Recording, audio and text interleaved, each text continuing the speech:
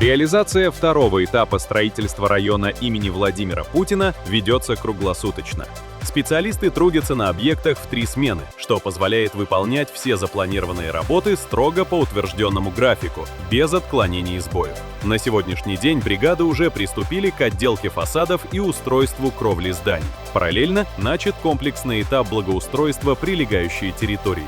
Одновременно продолжается строительство пешеходного бульвара имени первого президента Чеченской Республики, Героя России Ахмата Хаджи Кадырова. Работы здесь также идут непрерывно. Реализация всех проектов находится на личном контроле главы Чеченской Республики, Героя России Рамзана Ахматовича Кадырова. Он регулярно посещает стройплощадки, оперативно решает возникающие вопросы и лично координирует все этапы.